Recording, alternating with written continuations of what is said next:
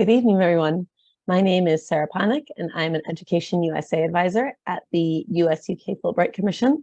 Thank you for joining our webinar tonight on undergraduate study in the US. In tonight's webinar, we will be talking about how to go about choosing a US university, how to fund your studies in the US, and also what the application process is like. And at the end, we will have time to take questions from the audience. So I ask that if you do have any questions, make a note of them as we go, but maybe don't ask them just yet in case I answer them as I go along in the presentation. And then at the end, I'll have you put those questions in the Q&A box for me to answer. This webinar is being recorded, and so we will be sending out a link to the recording in the next week or so. And so if for any reason your internet stops working, or you can't stay for the whole call for any reason, then don't worry. Also, don't feel like you have to memorize everything that I'm saying as I say it, because you'll have access to the session with the recording. And for those of you who might be joining after attending one of my sessions at What University Live this past weekend in London, know that this is a longer version of the session that you would have attended. So some of the information might be review, but I am going to go into a lot more detail about choosing a university and also about the application process as well, and give some examples of some more examples of funding options. So even if you did attend one of my sessions recently, this one's going to be more detailed and provide some more information for you. And just to tell you a little bit more about myself, as you might be able to tell from my accent, I'm not originally from the UK. I am from Chicago in the US, where I completed both my undergraduate degree and my postgraduate degree. So I've been living in London for the past 8 years, and I've been working at Fulbright Commission for the past 6 years, supporting students with their pursuit of US study. So I'm really excited to be here with you this evening to present this webinar. And to tell you a little bit more about the organization and the services that we offer. So I'm based at the US-UK Fulbright Commission, which was established nearly 75 years ago by a man named Senator Fulbright. And Senator Fulbright himself studied in the UK as a Rhodes Scholar at Oxford. And in the aftermath of World War II, he wanted to encourage cultural and educational exchange. And we are a not-for-profit organization that was kind of born from that. So we're jointly funded by the US and UK government to promote peace and cultural understanding through educational exchange. And we do that in a variety of different ways. So one way that we do that at Fulbright is by offering scholarships at the postgraduate level. So scholarships for postgraduate study and research in both the US and the UK. And then another way that we promote educational exchange is through an advisory service to assist students, parents, and advisors with applying for US universities. And this advisory service is part of the Education USA network, which is a US Department of State network of over 400 international student advising centers throughout the world. And so our aim as Education USA advisors is to provide free, unbiased advice to help UK students study in the US. And we're actually the only official source of US study in the UK. And I'd like to talk to you a little bit about why students choose to go to the US for their studies each year, because over 10,000 students do go from the UK to the US each year. And you'll see some of the reasons for that up here on the screen. So first and foremost, it's just the quality and the reputation and the variety of US universities. So there's over 4,000 US universities that offer undergraduate degrees in the US, compared to about 120 here in the UK. And so within that 4,000 plus, there's a huge range of personality and style. So a lot of choice on offer. Going to the US also offers the opportunity to take part in campus life. US universities are known for educating a student not just in the classroom and in the library, but also outside of the classroom as well. And extracurriculars are a really big part of university life in the US. So you'll have kind of all of your traditional clubs and societies, student government, intramural sports, theater, music, all those types of things, but also really, random ways to get involved. And so to age myself a little bit, I was still in university when the Harry Potter books and movies were coming out. And so I was part of a Harry Potter club where we read the books together and went and saw the movies together when they were coming out. Nowadays, there's things like an American university in Washington, D.C., they have a cheese club where students come together and try different cheeses and taste different cheeses from around the world. So just an example of the different ways to get involved. And then, you know, even picturing things like cheering on the American football team at a US university, depending on where you go in the US, this might be something that's a big part of the campus culture. So UK students kind of really like being able to take part in that. This next reason that you see is really one of the top reasons that I hear from students about why they want to go to the US for their undergraduate studies. It's the academic flexibility that's offered in the US. And so in the US, you actually can apply to university undecided about what you want to study. So you don't have to pick your, what we call major or your specialization before you apply to university. And some universities don't even let you declare what it is that you want to apply when you apply. And you get to spend the first couple of years at university taking classes in a variety of different subjects. This is called the liberal arts curriculum. And so you take classes in these variety of different subjects, and that helps you kind of figure out and decide what it is that you want to major or specialize in. Now, some students do have a very clear idea of what it is they want to study. That's fine too. Most universities are going to let you start taking classes in that subject. But you'll still have the opportunity to pursue some other interests that you have, or to just change your mind. And so, for instance, when I went to university, I wasn't sure what it was that I wanted to study, but I knew I was interested in Spanish. I knew I was interested in Chinese. I was able to get to university to start taking some Spanish classes, start taking some Chinese classes, explore some other classes, and decided that I was going to have not one, but two majors in both international studies and Chinese studies. I know students who have gone who have had like a passion for computer science and done their major in computer science, but then also been able to take classes in philosophy alongside those computer science classes. I also know students who have gone thinking that they want to be an engineer, started taking engineering classes, realized they don't want to be an engineer, and have completely switched their major to something else. And so this kind of flexibility and the opportunity to explore a wide variety of interests is really a top reason that we hear from students about why they want to go to the US. And then this next one that you see on the slide, it might be surprising to some, but funding opportunities are actually a big reason for going to the US. I'll discuss this in a lot more detail later on in the presentation, but just for now, be aware that there are a variety of scholarships that are available to go to US universities compared to the loan-based system that we've got here in the UK. And going to the US also offers you the opportunity to internationalize your CV. As you might imagine, studying abroad is actually really appealing to employers because it shows that you've got this boldness to do something different, that maybe you've developed some interpersonal skills, some cross-cultural communication skills. Whilst you're in the US, you'll probably build a networks of friends and professional contacts from around the world. And it might be that you take part in internships as part of your studies, and also there's a lot of student job opportunities. So on your student visa, you're actually able to work 20 hours per week during term time on campus and 40 hours per week during the holidays.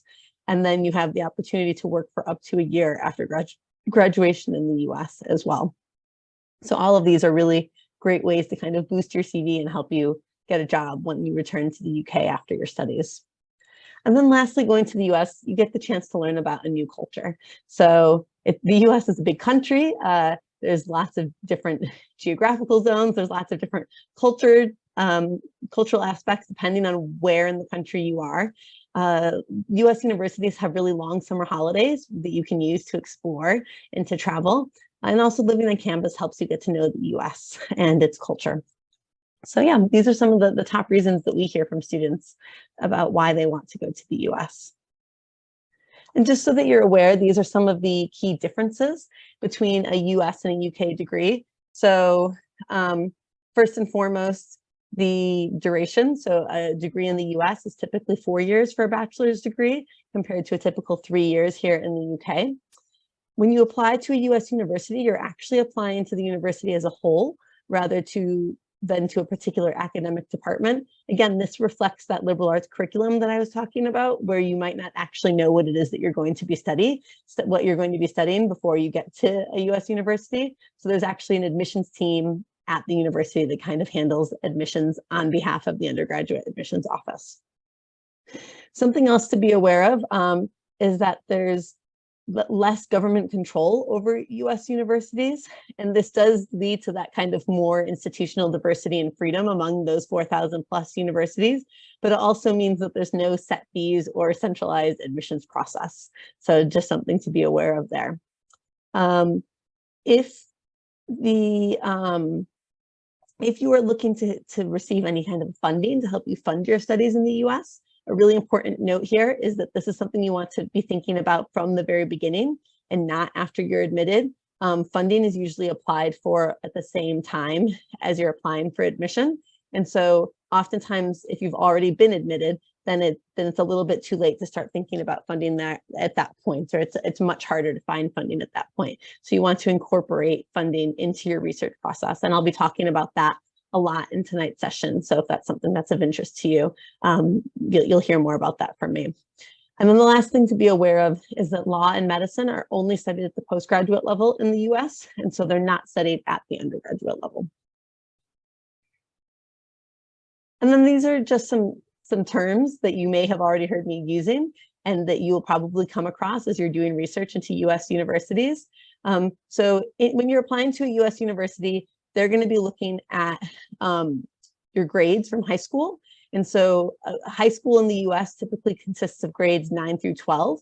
And the equivalent of that in the UK would be years 10 through 13 if you're in England and Wales. Although if you're in Northern Ireland, it would be years 11 through 14, or S3 through S6 in Scotland.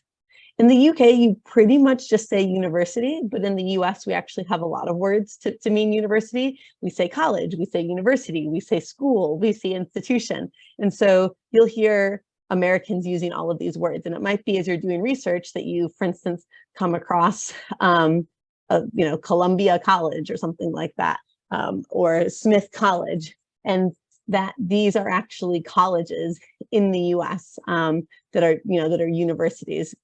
And so just something to be aware of. What you call a module in the UK, we call a class or a course. And what you call a course, we would call a degree program or a major. So as I said, this is helpful information to know as you research programs in schools.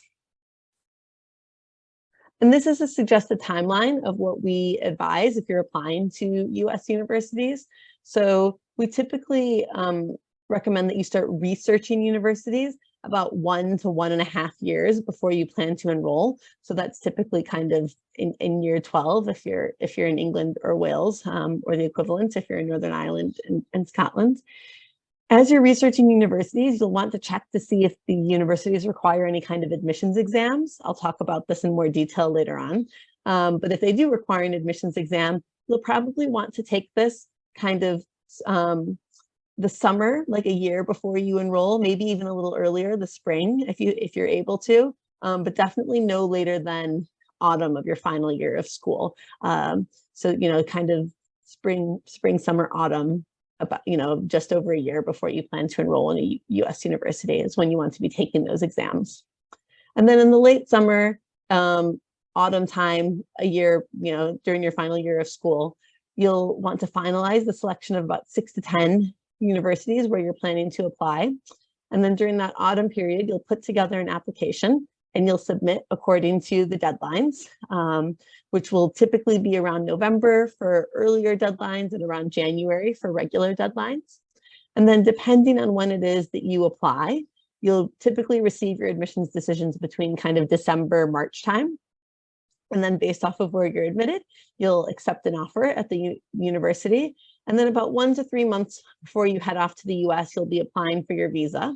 And we'll provide more information to you at that point if you would like it. And we also have a lot of information about preparing for your studies in the US on our website that you'll be able to use.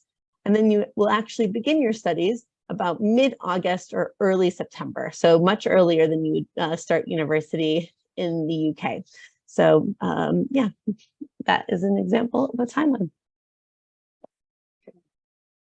And now I want to talk about a really important step that in the process of applying to US university, which is choosing a US university. And it's really important to be thinking through this step in advance. And the key to success in getting admitted to a US university is being flexible. As I said, there's over 4,000 universities in the US, which means that it's a really daunting process to kind of narrow down your prospects, but we'll discuss some strategies that you can implement in the choosing process. So it's really important to know the context of the US as you consider applying to US study and choosing which institutions you'd like to apply to. So first off, there's no national set standard for universities. So universities are free to choose their own set of fees, their own course structure, their own student environment, versus the UK, where institutions have set fees and tend to have fairly similar environments and similar fields. But in the US, there's so much variety amongst institutions, which we touched on as being one of the appeals to US study. And while this can seem daunting, it's actually a great thing to know that with so many different universities and so many different types, there's bound to be a university that's a good fit for you. And then, as I mentioned, we'll talk about funding later. But again, if this is something that's important to you, then you want to be considering this from the very first step of the choosing process, because you want to make sure that if funding is important to you, you're only applying to universities that offer financial aid to international students.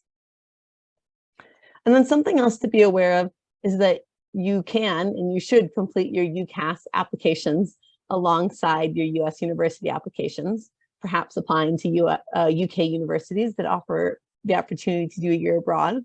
You'll just want to make sure that you're keeping on top of all the different deadlines for all the institutions where you're applying. And so the first step in the choosing process is going to be finding your fit. And we focus on this term, finding your fit, a lot at Education USA. And what this means is finding the school and the program that's going to be the best fit for you and your personal and academic interests. And so in order to kind of think through this step, you're going to want to start thinking about what types of factors are important to you when choosing a university. So some different factors that you might want to consider might be, if there is an area of particular interest that you are thinking about studying, you'll want to make sure that it's offered. As I mentioned earlier, I knew I was interested in both Spanish and Chinese. And so I wanted to make sure that I was only applying to institutions that offered me the opportunity to continue studying both those languages. So that's something that you'll be looking at. You might be thinking about something like location. If you are somebody who really hates the cold, really hates snow, really hates it being dark a lot in winter, you're probably going to be avoiding kind of the Northeast or the very northern part of the US. Similarly, if you're somebody that doesn't want it to be really, really hot all the time and having heat year round does not appeal to you, you'll be maybe avoiding the southern parts of the US. And so, thinking through some of those factors. Again, availability of funding is something that you'll probably be thinking about, whether they offer funding. You might be thinking about the campus size. Do you want to be at a university that has tens of thousands of students, where the town basically is the university? Or do you want to be somewhere smaller where there's only maybe a few thousand students and it's much more close-knit? You'll also think about maybe the academic environment. Do you want a really rigorous, competitive environment? Do you kind of thrive in that type of environment? Or are you hoping to be somewhere that's more inclusive and supportive? So all of these things are things that you want to be thinking about now, and you can incorporate that thinking into your research and deciding which universities you want to learn more about. And another thing that I should mention here is that I do want to encourage you to think beyond rankings. And I know rankings are really important here in the UK, but they don't really work in the US in the same way. So rankings in the US, they don't necessarily rate the quality of teaching or the graduate prospects. Some rankings give weight to how much money a university has. And some ranking systems even just invite universities to peer rank themselves. So rankings might be a useful tool in helping maybe to identify institutions that you've never heard of before, but they shouldn't be the only method that you use to choose a university. And more than anything, within the choosing process, you want to make sure that you're only applying to universities that you've researched and that you could see yourself attending for up to 4 years if you're offered a place. So many students come to us and they've probably heard of 3 or 4, big name universities in the US. And if you want to apply to those, that's fine. But I really encourage you to do research into those institutions first and make sure that you really understand those institutions and make sure that it would be a good fit for you, and that if you were to get accepted there and to be there for 4 years, that you would be happy being there for 4 years, because you're not necessarily going to be happy being a student somewhere for 4 years just because you know the name of the university and that it's a famous name. It's somewhere where you're spending a big part of your life, and so make sure that you're really doing that research and finding an institution that's a good fit for you. And once you've kind of determined which factors that are going to be important to you, the next step is to use that information to begin researching universities. And unlike with UCAS, you're actually not limited to 5 universities. In theory, you could apply to as many as you'd like. However, for time and financial purposes, we typically recommend applying to about 6 to 10 universities. And to jumpstart that process of narrowing it down, we usually say, try and take that 4,000 plus, narrow it down to about 10 to 20 schools. And then from that 10 to 20 schools, you'll figure out which kind of 6 to 10 you're going to ultimately apply to. So how do you actually do that? So on our website, we have a whole choosing a university section, and we have a list of links to different search engines that you can use to help with this process of narrowing down your choices of universities. And I'm going to go through an example of one of those now to show you what that process looks like.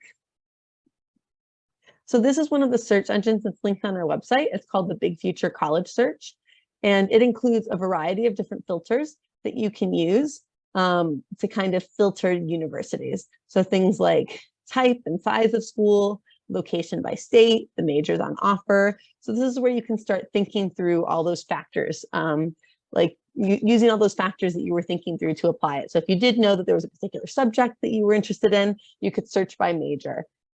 If you knew that there was a particular state in the US that you were really interested in, you could search by that state, that kind of thing. And then there's even, not right here on this main page, but once you kind of get a little further into the page, they even have more factors. So they have a whole section on affordability. And so if you're looking for financial aid, then you could click a box that says that they offer aid for international students. And if you're looking for a financial aid called need-based aid, which we'll talk about in more detail later, you can even select that you want a university to meet 100% of your financial need. And that helps you narrow down the schools a lot further. You're always going to want to double check any of the information that you see on these search engines by going to the university website, because the US university websites are going to be the most accurate places for information. And so anything that you see on any of these search engines, is some good preliminary information, but make sure that you go to the actual university website to make sure that it's all kind of up to date. And in this particular search engine, without any filters, there's actually over 3,600 universities listed. And what I've done here is I've selected a variety of filters to help narrow down our list of schools. So here I've shown that you want to attend a 4-year institution with fewer than 9,000 students, and in Ohio, in the state of Ohio, and that it would meet 100% of financial need. So that brought that list of 3,600 down to 4 universities. So that's a much more manageable number. And then what you can do from here is you can actually click on one of these universities and go into the university profile to find information like application deadlines and a link to their website. And then once you go to the website, you can look at even more information as well. So there's all sorts of information like campus life, majors on offer, the process of applying, fees, the average financial aid package, that kind of thing. So that's an example of one of those search engines that we use. Once you've narrowed down your options, you can go onto each of the university websites. You can also reach out to universities directly remembering that you've got an ultimate goal of selecting about 6 to 10 institutions where you're actually going to submit an application. And then within that 6 to 10, we typically recommend that you're going to be applying to like 3 to 4 what we call match schools, where your academic profile is roughly on par with the average applicants at that university. You might also apply to a couple of what we call likely admittance schools. So think of these as being similar to like a UCAS insurance choice, where your application is going to be really competitive. Your academic profile tends to be much higher than their average applicant. And then you may apply to a couple of what we call reach schools, where you'd be thrilled to attend, but it would be a challenge for you to get in. And something to be aware of with these reach schools is even if you have the top grades and the top test scores, when you're applying to ultra competitive universities like Yale, Stanford, MIT, Caltech, those are reach schools for everyone. And so if you are applying to US universities, it's important for you to think about what it is that you're interested in applying to a US university for. Because if you're only applying to these reach schools, these really highly competitive ones, then you might be limiting your chances of ultimately going to a US university. And so you may want to just make sure that you're applying to kind of a variety of different schools in addition to those reach schools so that you've got the best chance for success. When you're on the university websites, you might be able to see a profile of the average admitted applicant. They might have like some example test scores, or maybe a sample like grade point average, which is something that's used in the US of like their typical admitted US student. You can also find out more information on different programs the university offers. They might have some virtual tours available online. You can find out more about student life, sports, student housing, financial aid. I know when I was looking at universities, I was really interested in what kind of housing they offered and what kind of housing I'd be living in. I also knew that I wanted to study abroad with that interest that I had in Spanish and Chinese. So I was looking at the university study abroad programs, seeing what those look like. So, thinking about what on a university website might be important to you. You're also going to be an international student. So you might want to see what resources they have for international students on campus. You can also check out university social media channels to help you get a feel for the college, get a feel for like the university personality, and see what types of things that they're focused on. And something to keep in mind is that universities actually like hearing from you. And so if you do have any further questions as you're doing your research, feel free to reach out to them. You can call them, you can email them. Just make sure that it's you, the student, that's calling and reaching out, because ultimately it's the student who wants to be admitted to that university. And then these next few slides, I'm just going to give you a couple of images of different universities that maybe you've never heard of before in the US and kind of describe them to you, just so that you can get a feel for the different flavor of different types of different universities there are. So if you're looking for competitive schools, which are small, collaborative, and offer a lot of research opportunities, you might want to consider a liberal arts college, such as this one, Middlebury College, which is located in Middlebury, Vermont, which is known to be a liberal and artsy area of the US, and it's known for its beautiful waterfalls and hiking opportunities. Or perhaps you're a female student who loves palm trees and sunshine. You might consider Scripps College, which is a women's college in Claremont, California. Or if you want to experience some Southern hospitality, warm weather, and country music, you might look at Vanderbilt University, which is a private research university in Nashville, Tennessee. So those are just 3 examples of universities that perhaps you've never heard of before, just to kind of give you a taste for some of the different things that are on offer. And I always like to include this quick note on the Ivy League, just so that you're aware. Just to make you aware, the Ivy League is historically a sports league between the 8 oldest universities in New England. So yes, they're very well-known universities. They offer a great educational experience, but they're called the Ivy League because they are this historical sports league. So it's not equivalent to the Russell Group, because there's no becoming the Ivy League. So, other big universities that you've heard of, like MIT, Stanford, they will never be in the Ivy League because they weren't part of this, sports league historically. Another thing to be aware of when talking about the Ivy League is that all of the institutions are private research universities, which might limit your opportunities to explore other institutions, such as liberal arts colleges, such as women's colleges, such as a specialist institution. So make sure that you're not limiting yourself to all one type of university. Liberal arts colleges, for instance, are also extremely competitive. They only have undergraduate students on campus. There's no grad students or PhD students, so they offer tons of undergraduate research opportunities. But a liberal arts college is never going to be the Ivy League or as well known in the UK, even though they are really top quality, equally competitive schools in the US. And just to remember, even though we advise you to kind of take rankings with a grain of salt, if you're talking about the top 1% of US universities in the US, 1% of over 4,000, you're talking about over 40 institutions. I'm thinking not many of you attending right now could actually name over 40 institutions in the US off the top of your head. And so, there's a lot of really top quality institutions that you've probably just never even heard of before. Something else to be aware of with the Ivy Leagues is that they're all extremely competitive. So as I said previously, if you're only applying to Ivy League schools, you are limiting your chances of ultimately going to the US. So now that I've talked about choosing a US university, I also want to talk about funding your studies. And as you might imagine, this is one of the top things that we get asked about and something that's really important to people who are looking to do their studies in the US.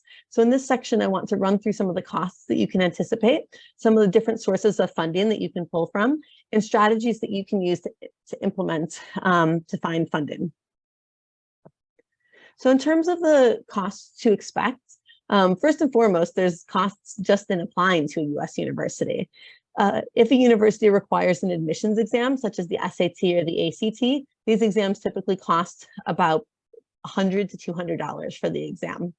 And then each university where you apply will typically incur a fee of about $50 to $100, although many universities do offer fee waivers. And so if this is something that would be a barrier to you applying, you could look into receiving a fee waiver.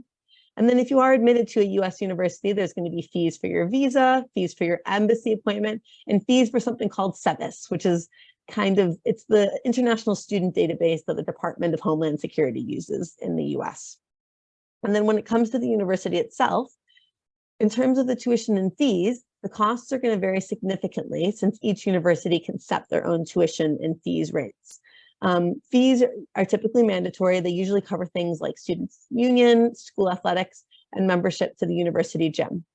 Something to be aware of, though, is that a US university is typically, I think, required actually on their website to put the cost of attendance, their tuition, and their estimated cost of attendance. And so it's not going to just include tuition when you look at a US university. You're also going to see the typical cost of room and board, perhaps the typical cost of personal expenses, maybe some books. Sometimes it even includes some travel costs. So just being aware that that information is typically available on the website. But then in addition to that, you also want to think about the other costs of living. So while the cost of attendance on a US university website might include room and board and some expenses, you're also going to want to think about other things, such as if you want to eat out, if you need new clothing, if you're, any entertainment. And the cost of living is going to vary widely depending on where your university is located. And so that's something that you can keep in mind as you're doing your research. The good news is that there are a variety of funding opportunities available, and it is possible to have an affordable US university education, and many students are able to fully fund their studies without loans. The key is going to be being willing to put in the time and the effort to seek out and to apply for funding, and also to be strategic and flexible with where you're applying. So where exactly does this money come from? So I'll go into more detail on some of these sources in the coming slides, but for now, know that there's typically 4 sources of funding for study in the US. And to be completely honest and upfront, the first of those is personal and family funds. So US universities do expect families to prioritize a student's education and invest in that education. And so that's just something to be aware of is that it's very likely that a US university is going to expect some type of contribution from the family. But there's also very generous funding opportunities available from US universities themselves, with the two main types being need-based aid and merit-based scholarships, which I'll explain in more detail on the next slide. There's also external funding bodies, which I'll talk about in more detail in a couple of slides. And then lastly, there's loans. So we usually advise loans to be your final resort. Unfortunately, you can't take your UK student loan with you to the US. And if you wanted a US-based loan, you'd have to have US citizenship, or you'd be required to have a US citizen or a permanent resident co-sign the loan. You can take a UK third-party loan out, but we caution you to be really careful because they typically have really high interest rates, really strict payback terms that might require you to start paying back your loan before you've even completed your studies and started earning. Some universities might offer some institutional-based loans as part of their financial aid packages, but that tends to be a little bit less common. If you are somebody who does have US citizenship, then you actually can take out loans and apply for federal loans in the US by completing something called the FAFSA form. So just to make you aware of that. And it's very likely that you're going to have to pull from a combination of all of these different sources, not necessarily all of them, but many of these different sources to fund your education. And to go into more detail about university funding, this type of funding is ideal because it doesn't typically have to be paid back. And there are two main types of university funding. There's university funding that's awarded on the basis of financial need, so based on a family's income and assets. And so this is called need-based aid. So this is where a university kind of looks at your family's financial situation, determines how much your family can afford to pay, and then offers to pay the rest. So let's say, a university looks at your family and they say, okay, you can afford to pay $10,000 per year, but the tuition is $50,000 per year, then we will pay the other $40,000. So that's need-based aid. Not all universities offer need-based aid. Not all universities offer need-based aid to international students. And not all universities that offer to meet 100% of need. Some might say, okay, you can pay $10,000, you need $40,000. We'll give you another $20,000, but then you're still left trying to figure out where the rest of that money is going to come from. And so if you are looking for need-based aid, you're going to want to make sure that you're only looking at institutions that offer need-based aid for international students, and that would meet 100% of your need. So you can use some of those search tools that we talked about earlier, such as the Big Future College search, to kind of look for those universities and narrow down that search. US universities also offer merit-based scholarships. So these are things like perhaps based on like academic merits, that you've got really great, maybe you had really great GCSE grades, maybe you've done really well in an admissions exam, or it could be things like maybe they've noticed in your application that you're a leader in your community or that you've done a lot of volunteering.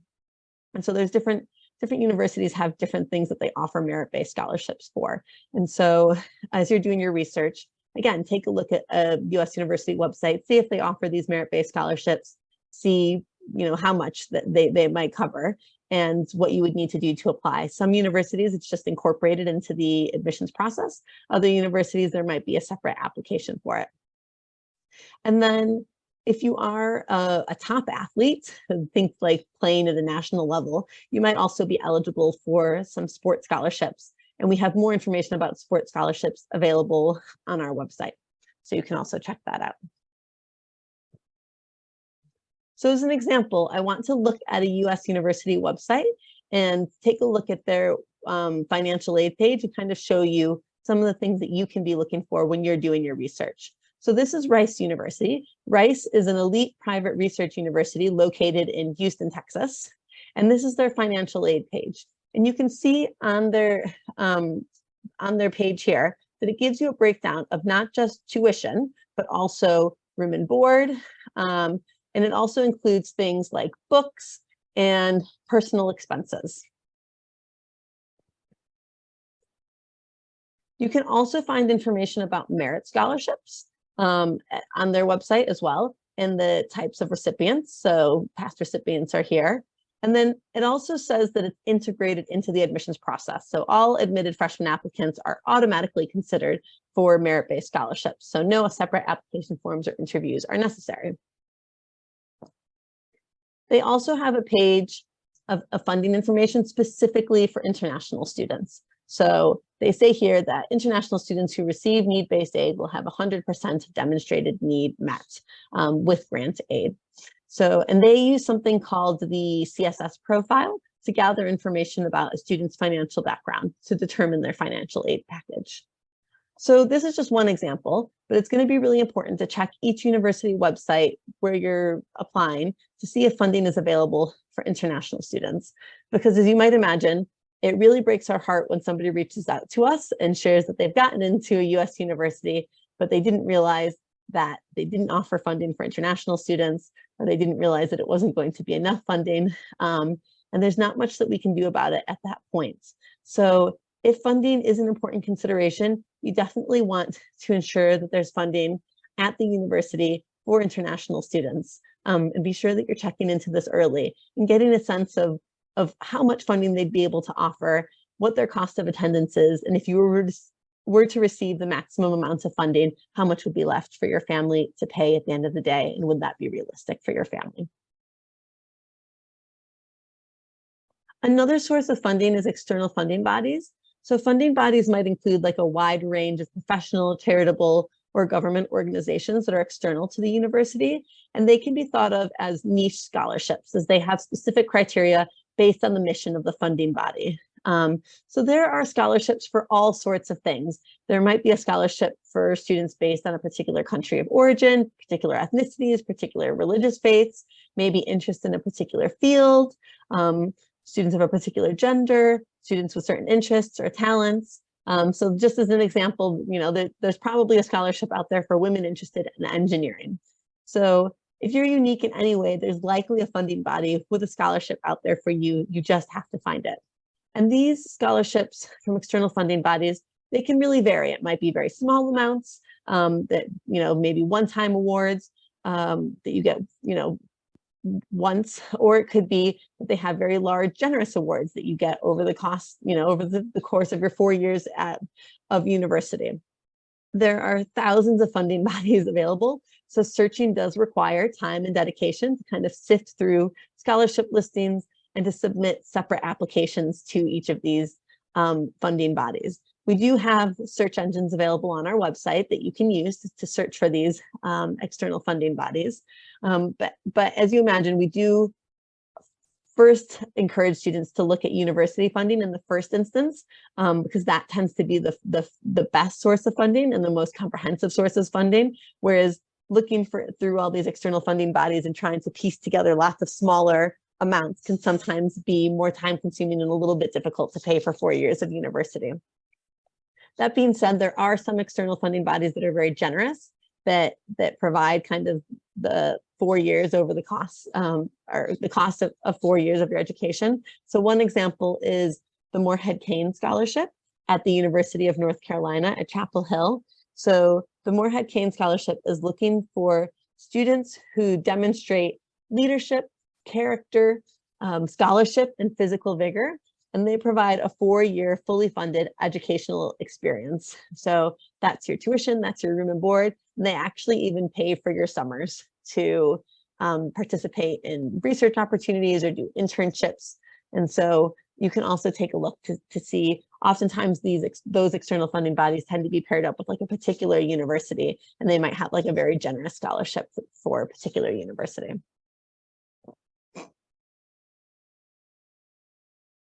So now that we've talked about how funding works, I want to talk to you about considering a funding strategy. So there's some different approaches that you might consider as you're thinking about funding your studies in the US. So one thing that you might want to consider is exploring universities in places with a lower cost of living. So just like in the UK, it's going to be more expensive to live in London than it will be to live in Lancaster.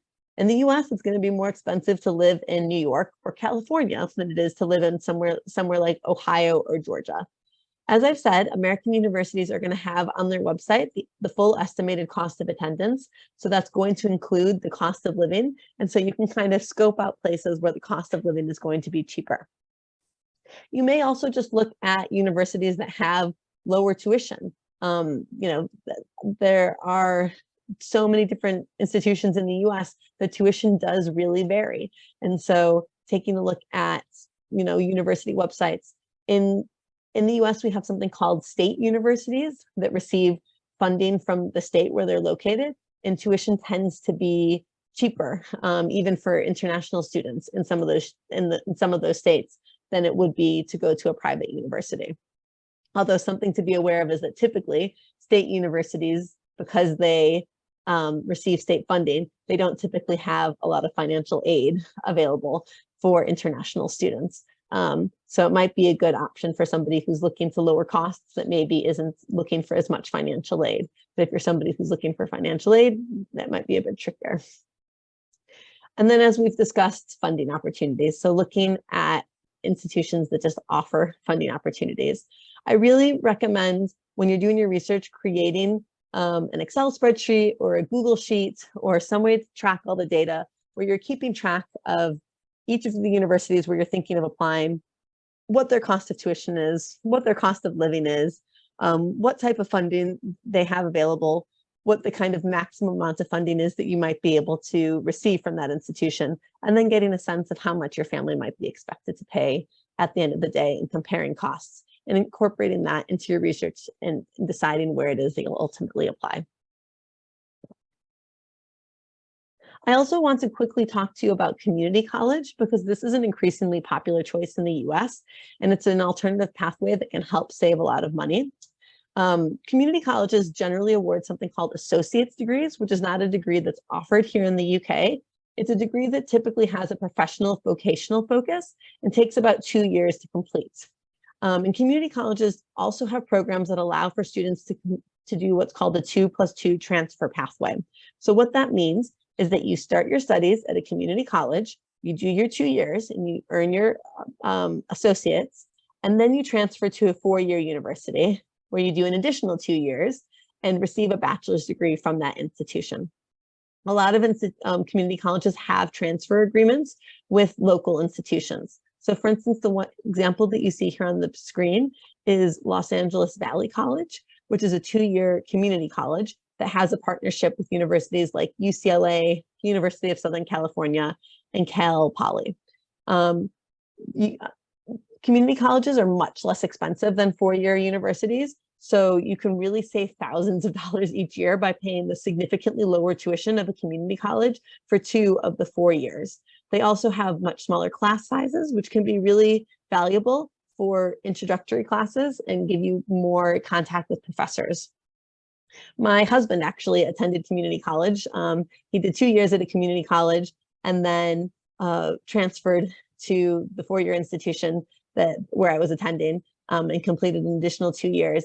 And he saved tens of thousands of dollars in doing that, as he was completing those classes in his first 2 years. Something else to be aware of for community colleges is that they generally involve less rigorous application processes and have less rigorous entry requirements than a 4-year university. So this can be a really good option for students with BTECs or OCR or other similar qualifications. They likely aren't going to require any admissions exam scores either. So just some final funding tips as we wrap up this section. Since applying for funding is simultaneous to the admissions process, you want to begin your search for funding early. It's going to take time to research funding at all the schools where you want to apply to, and to research external scholarships as well. So the best place to look for this funding is going to be university websites. And in terms of external funding bodies and scholarship searches, we do have a list on our website that you can search for there. You may wish to consider having a funding strategy in order to fully fund your studies. You're going to probably need a combination of the different types of funding that we've discussed. So family funding, university funding, external funding bodies, and loans is that last resort. And so you'll want to make sure that you're investigating each type of funding. And then, as I've mentioned, it's going to be really important to remain flexible in choosing universities. You want to make sure that you're not just applying where thousands of other UK students are applying, or where you're not going to be competitive. You want to make sure that you're giving yourself the most competitive chance to not only get admission to the US university, but also the funding that you would need to attend. And now that we've talked about choosing a university and funding your studies, I want to talk about the application process because it is different than applying through UCAS. And so I'll take you through what that process looks like now. So first and foremost, what is a US university looking for? And first, they're going to be looking at your academic achievements, which are going to be measured by your results. So any GCSE results or your National 5 results, any A-level predictions, and then if required, any admissions exam scores. And you should be able to check a university website. A lot of them are going to have the kind of average applicant profile or the average admitted student profile on there, and you can get a sense of how you're going to compare. Be aware, though, that academic achievement alone is not going to guarantee entrance to a competitive US university, and the process is going to be much more holistic than it is here in the UK. So some of the other things they're going to be looking at, they'll be looking at academic fit. So the reasons for pursuing a degree at their institution and how it's going to help you towards your goals. So the example that I like to give is that if you want to be in New York, why is it that you're choosing to apply, for instance, to NYU over Columbia? Is there a particular program? Is there a particular campus activity? Is there a particular mission? Or if you're applying to both universities, why? You know, have you done your research on both institutions? And what is it about those institutions that's making you apply to each of those institutions? And your application should look different for each of those institutions because they are very different universities. A US university is also going to be looking at your extracurriculars. As I mentioned earlier, extracurriculars are a big part of campus life when you get to university. It's also a tool that US universities use in helping understand you as an applicant. It doesn't mean that you have to be involved in everything right now in order to be admitted to a US university. It just means that a US university is interested in how you spend your time outside of the classroom as well as in the classroom. So they'll have your grades to understand what you do in the classroom, but looking at your extracurriculars also helps them get a sense of what it is that you're interested outside of the classroom as well. They're also going to be looking at your personal attributes. As I mentioned, this is a holistic admissions process. US universities want a variety of different people on their campus. They want to diversify their campuses and classrooms. They don't want everybody on campus to be exactly the same. So they want to know who you are. So some of the things they might be looking for in your application is, perhaps you already know what you might be interested in studying, and maybe that comes through a little bit in your application. Maybe they're trying to get a sense of your character, maybe a sense of your leadership abilities, just trying to understand who you are and what you're going to bring to their university. And these are the different components that are involved in applying to a US university. So I'll touch briefly on the components here, and then I'm going to go into more detail about them on the coming slides. So unlike in the UK, you're going to apply to each university individually rather than through a centralized body like UCAS. And as I mentioned, you can apply to as many as possible, though, if you would like. Although for time and cost purposes, we typically recommend applying to about 6 to 10 schools. And while there is nothing like UCAS, there is something in the US called the Common Application, which about 900 universities use. And this is a system that helps you streamline the demographic aspect, just kind of like filling in all of your demographic information. And then there'll also be one main essay that you write in the Common Application that will be sent to all the universities that you apply to through the Common App.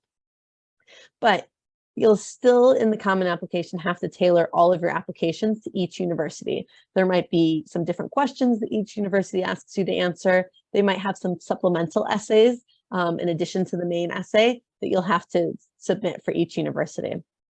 And it's important to keep in mind that whilst there's no standard process for applications, there's no, they don't have to follow the same deadlines or have the same requirements, and it is going to vary by university.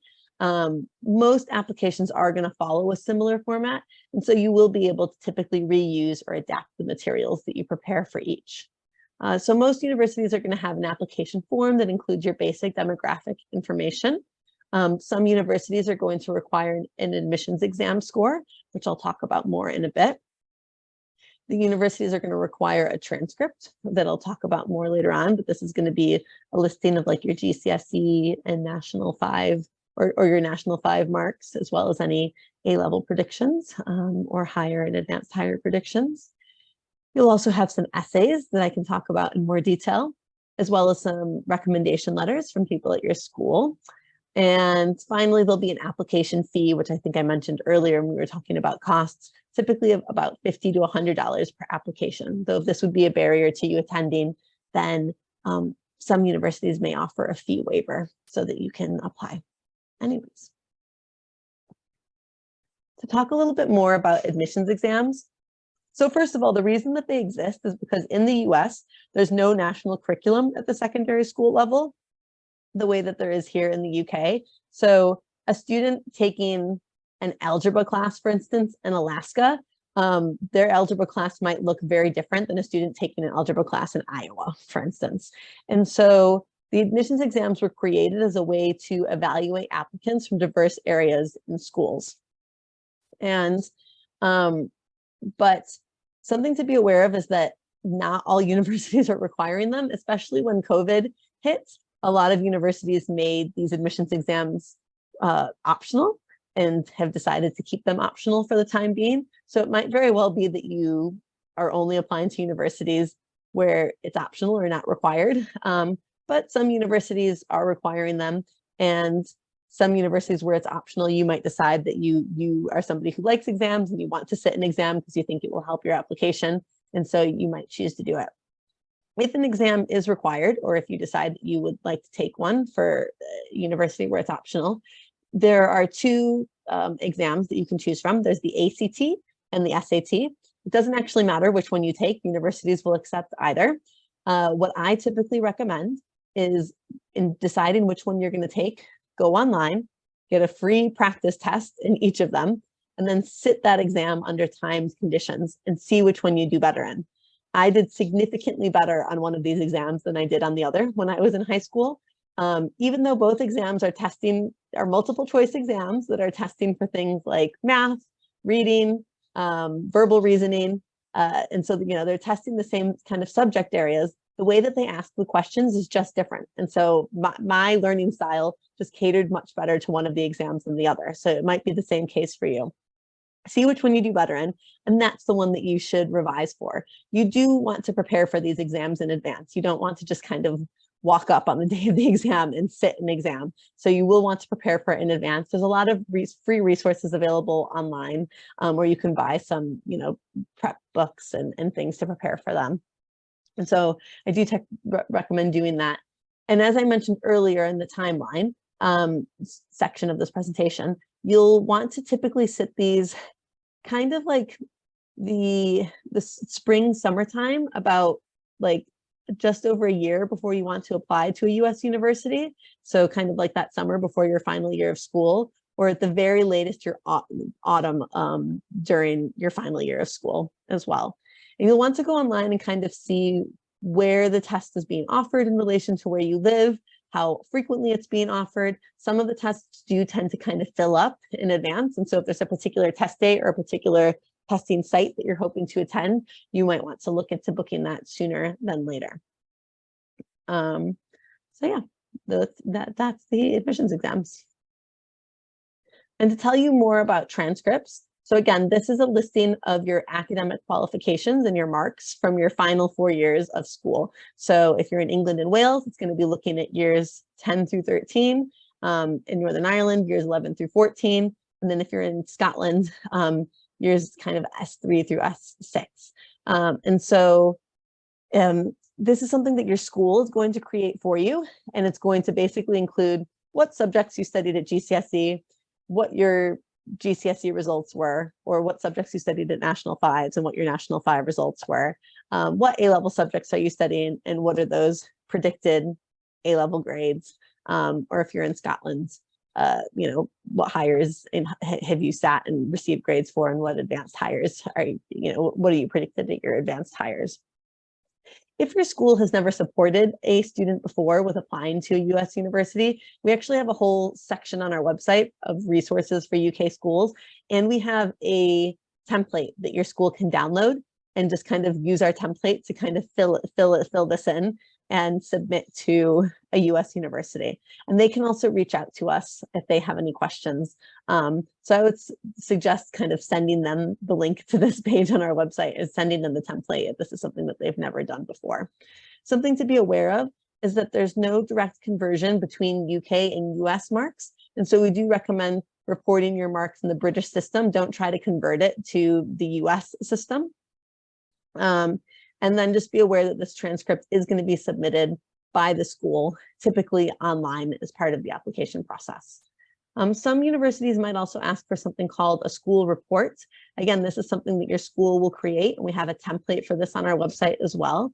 This is the school report contains contextual information about the school itself, just so that a US university admissions officer who's reading the application can understand the student in the context of the school. So it kind of includes things like the school location, how many students the school has, what subjects they offer, is the school located in an urban area, a rural area, what types of opportunities do the students have, that kind of thing.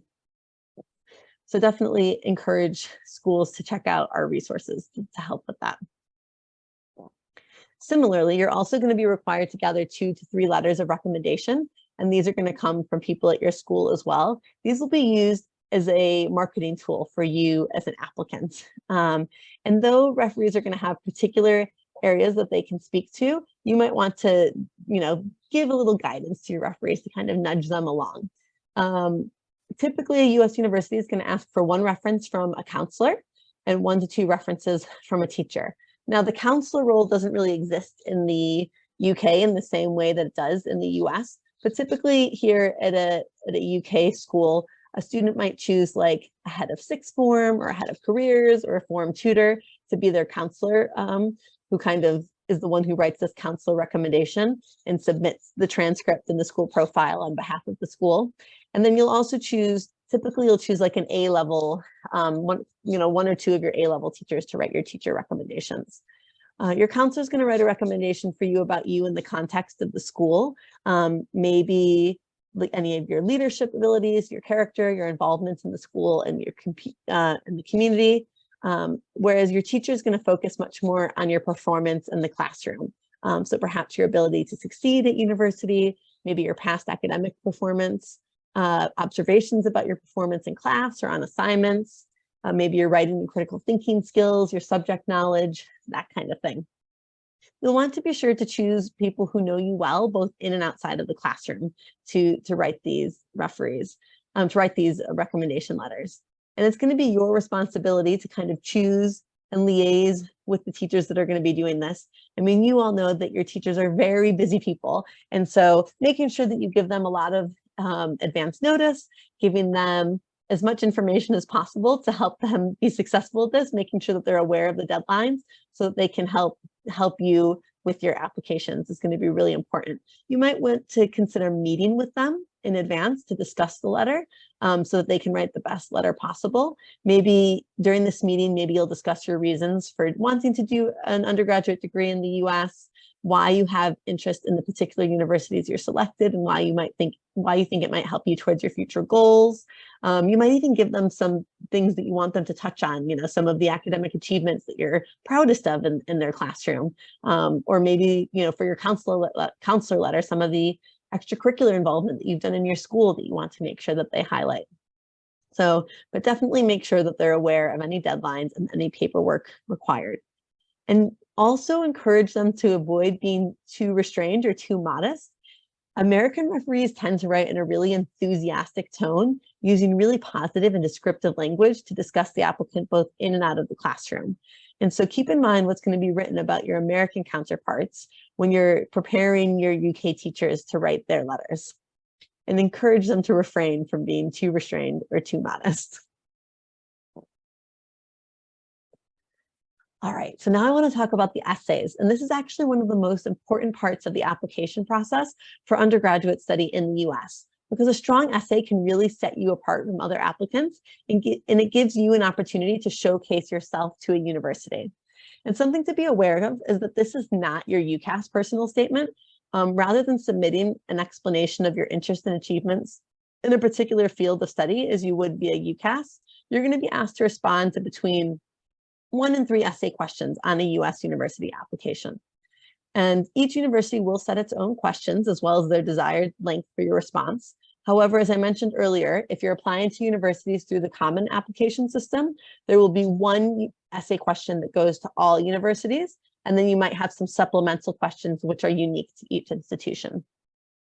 And just to give you an idea of how these essay prompts differ from writing a UCAS personal statement, I'm going to read you a couple of the different prompts that you can choose from if you're completing an application through the Common App. So one prompt that you might choose is, reflect on a time when you questioned or challenged a belief or idea. What prompted your thinking? What was the outcome?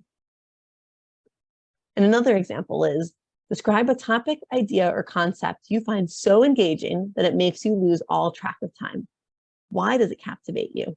What or who do you turn to when you want to learn more?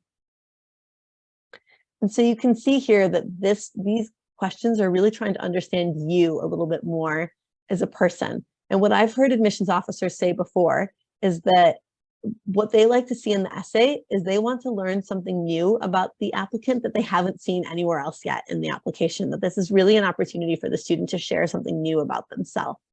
So, you might have to think quite differently about other, ways that you've written before. And I'll actually go into some tips on the next slide, but something to be aware of is that it's unlikely that you'll be able to compose one essay that can sufficiently answer all the questions posed by multiple universities, but many students are able to reuse elements of essays for different universities. So just some essay tips. So make sure that you are actually addressing the question fully. I think we're all guilty sometimes of getting so caught up in something that we're writing that we forget what the original prompt was. And when we go back, we realize we haven't answered it. So make sure that you are actually answering the prompt. Use clear, concise language. Don't feel like you need to use fancy words to make yourself look smarter. Just be clear, be concise. Avoid vague or empty statements or cliches. If you do reuse an essay, make sure that you're submitting the correct essay to the correct university, and double check that if you're using the university's name, that you're using the right name. I mean, you don't want to say, I want to get into ABC University when actually you're applying to XYZ University. So make sure that you're really, really being careful about that.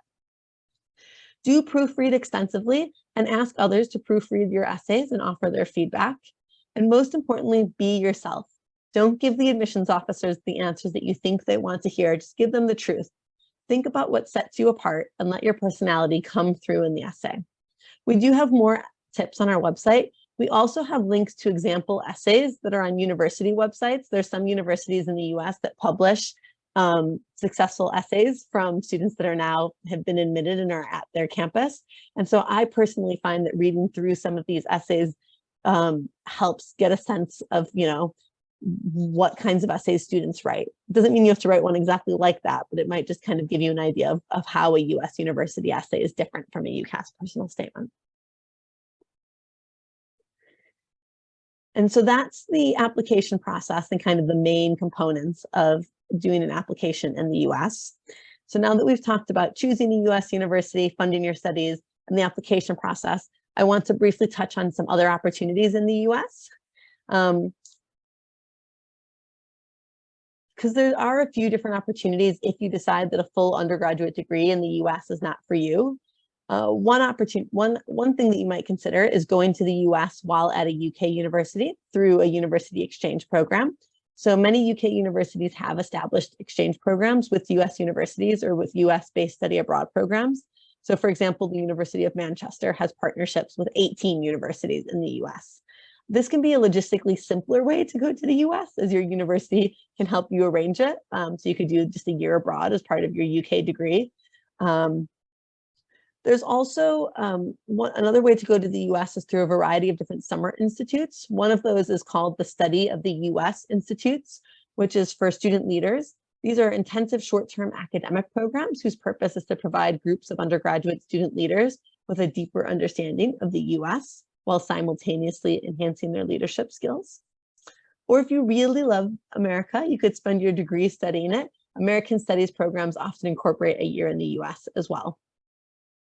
You can also do internships or summer work through organizations like Camp America or BUNEC, or you might decide to pursue postgraduate study down the line. We've got information and advice at the postgraduate level, similar to the advice that we're giving you now at the undergraduate level. And remember that at the Fulbright Commission, they also offer Fulbright Awards, so scholarships for postgraduate study. And there's a number of different ways that we can help you beyond this webinar in your pursuit of US study. First, I want to do a quick shout out for the Sutton Trust US program, which is run by some of my colleagues at the Fulbright Commission. The Sutton Trust US program is for high achieving year 12 students from low income backgrounds. And it gives the students the opportunity to explore US study and whether it's right for them by taking part in some residentials and some virtual programming in the spring of year 12 or year 12 equivalent. And then over the summer before their final year of school, students actually get to go on a one-week visit to the US where they stay on campus at a US university and visit a variety of different institutions in the US and also take part in some cultural activities like go to a baseball game, have lunch in Central Park. And then once they get back from the US, they can decide if in their final year of school they want to apply to US universities. And if they do, they can apply for continued support through the program to apply not only for admission to a US university, but also to apply for the funding that they would need to attend. This program is free for students who are accepted onto it. It's in partnership with social mobility charity in the UK called the Sutton Trust. And so it's funded by the Sutton Trust. And so all of that UK-based programming, that visit to the US, all of the support that you receive from staff, all of that is free. It doesn't pay for you to go to university, but the staff does kind of help you apply to US universities where you'd receive not only admission, but also funding in order to go to a US university. So if that sounds like something that's of interest to you, it's called the Sutton Trust US program, and the applications for the program are open now for year 12 students, and they close in January. So go check out their website and apply for that if that's something that's of interest to you. I also want to do a major plug for our website, which has lots of information. I know in this presentation tonight, we've talked about choosing funding and applying for your studies, but under this Going to the USA section, we have it all in written form. And it goes into lots more detail about everything that I've talked about and has it all written down. So definitely check out our guide there for our undergraduate guide with all the details that you would need. We also offer an advising service. So we take questions by email. So you can email us any questions as you go through the process and we can get those answered for you. And we also do one-to-one video calls. So one-to-one video appointments with an advisor. We are a small staff, and so we don't have loads of these available, but we try to offer at least a few a week, and we usually put them up the week before online. And so if you are really eager for one of these appointments and you've been struggling to find one, you can always email in and ask to be notified when an appointment is available, and somebody can email you and kind of let you know the next time we add appointments to our calendar. We also do various events about studying in the US online and in person. Some of you may have met me in London over the weekend at the What University Live event. We also offer different webinars throughout the year, so you can keep a lookout online on our website to see if there's different webinars. And another one of our major events that we hold every year, at the end of September each year, we offer USA College Day, which is our free university fair to come along and meet with representatives from US universities. So this past year, we had over 120 universities represented from the US. And so we will hold this fair again at the end of September in 2023. as I said, it's free to attend. You just need to register for a timed entry slot in advance. And registration for that will become open in late summer 2023. So if that's something that you already know that you want to attend next September, you can go to our website on the events page, find USA College Day, and there's actually a sign-up form there to be notified about when tickets become available. So that's the presentation part of the evening. I know it's a lot of information, and I hope that you're slowly starting to digest some of it. If you do have questions about anything that I have talked about, then you can go ahead and put those in the Q&A box now. I'll just go ahead and stop the share and come up on screen, and you can go ahead and put any questions that you might have in the Q&A box. As I mentioned, this session has been recorded, and so we do share the recording round with everybody who's registered. So in the next week, you can expect to receive an email from us with a link to this recording on YouTube. And then once you go to that YouTube link, you'll actually see all the different previous webinars that we've offered as well. And so you might choose to watch some of our previous webinars once you're on YouTube as well. So if you have any questions, go ahead and put them in the chat now, or in the, not the chat, but the Q&A. So somebody has asked if it's possible to live permanently in the US after getting a US degree. So your student visa would only be valid for you to attend university as a student. And then after you finish your degree, you have there's an opportunity to do something called OPT, which is a year of work, or if you're in a STEM subject, up to 3 years of working in the US. So it would be like a slightly different visa for that. And then that's what your visa would be good for. So the expectation when you're getting a student visa is that you're going to study and that you're then returning to your country, your home country. And when you're going to a US embassy appointment to get your visa, that is going to be their expectation as well. It doesn't mean that there aren't students who end up, who don't end up living permanently in the US, but you would have to look into other forms of visas in order to do that. And so we actually can't give visa advice as Education USA advisors, but you can go to the US Embassy website to find out about different kind of visa options if your hope is to do something beyond studying in the US and find out that. Are there any other questions?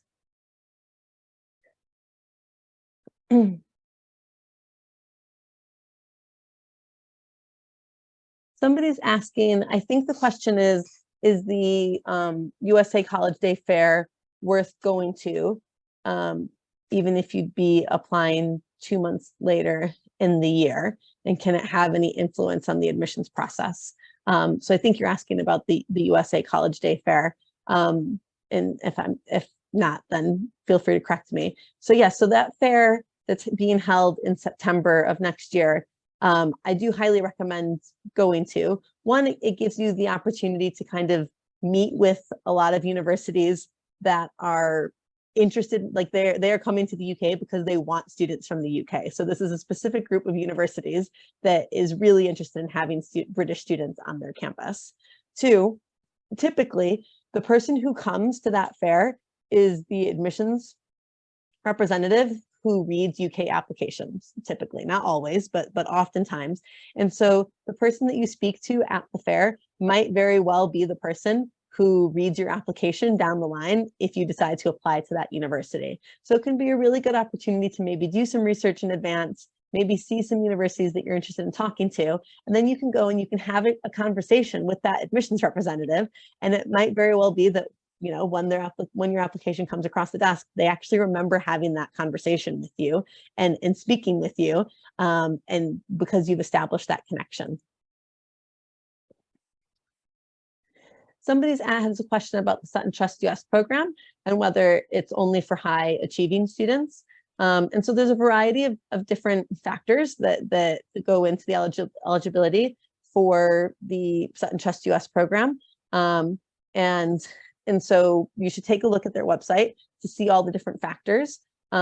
Typically, the students who are most successful in getting a place on the program have received 7s, 8s, and 9s at GCSEs or the equivalent, maybe some 6s, but you should take a look at the eligibility requirements on the website. And if you have any questions, you can always reach out to the staff on that program and they can get that answered for you.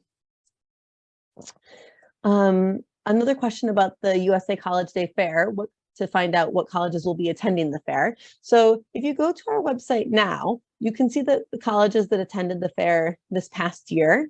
Many universities that choose to come each year. So you might very well see the ones that are, that came a couple of months ago are going to come again next year, and that the list might grow, or, there might be a few that came last year that don't come next year, but that can give you a sense of some of the ones that came most recently.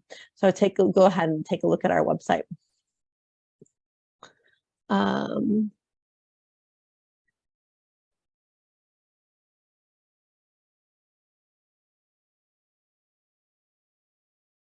Somebody is asking about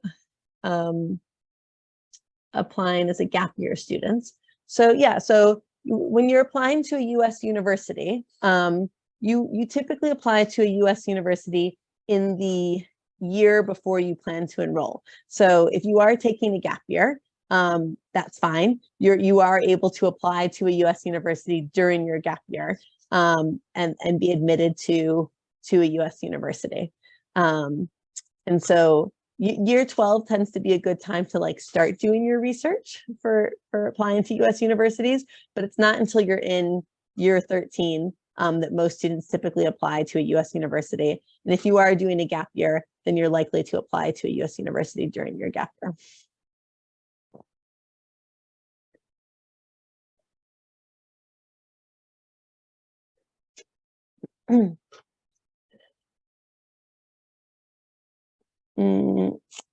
So somebody has a question about the Common Application for 2023 and what to put within the honor section. So actually on our website, we have a whole Common Application guide.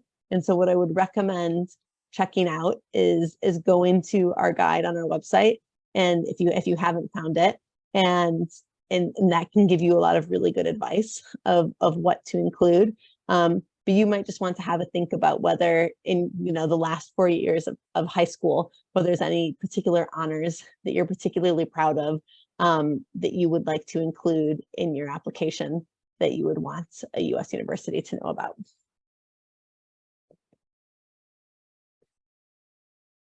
Are there any other questions?